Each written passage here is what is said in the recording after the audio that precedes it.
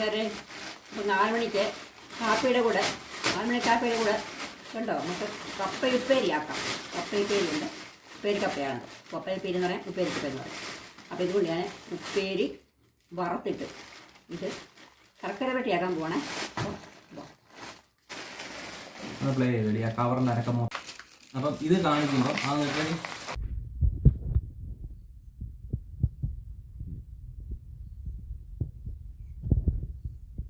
ഉപ്പേരിക്കപ്പം നമുക്ക് എടുത്തിട്ടുണ്ട്. ഉപ്പേരിക്കപ്പം നമുക്ക് പറക്കാമേ, എണ്ണയിലിടാം.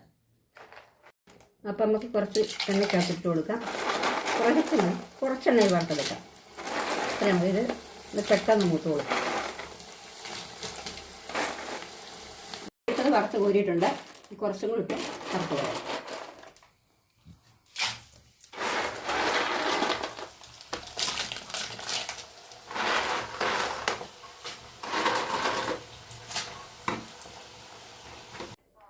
നമ്മൾ വറുത്തെല്ലാം കോരി എടുത്തിട്ടുണ്ട്. കണ്ടോ, സൂപ്പറായിട്ട് മൂത്തിട്ടുണ്ട്.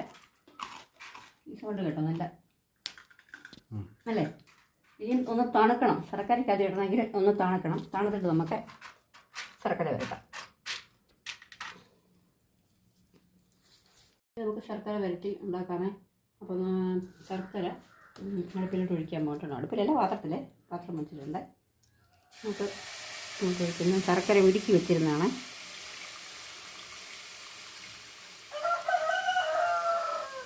ഇത്ര ശർക്കര മതി. ഇത്ര ഞാനിപ്പം ശർക്കരയ്ക്കകത്ത് പരത്തുന്നുള്ളൂ കേട്ടോ. ഒരാൾക്ക് മാത്രം മതി മധുരം.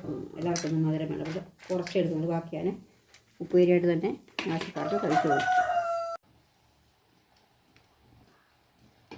ഒട്ടുന്ന പരുവായി നമുക്ക് ഇട്ട് കൊടുക്കാവേ. ഒരു ഒട്ടുന്ന പരുവായി, ശർക്കര ഒട്ടുന്ന പരുവായി നമുക്ക് ഇതിലോട്ടങ്ങിടാം. ശർക്കര എല്ലാം ഒന്ന് പിടിക്കട്ടെ. അതെ,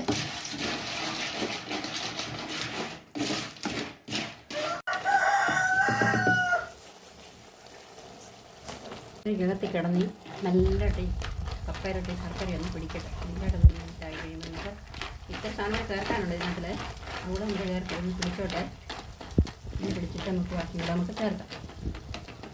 പൊടി, ഏലക്കായും ജീരകവും പിന്നെ പൊടിപ്പിടിച്ചാണ്.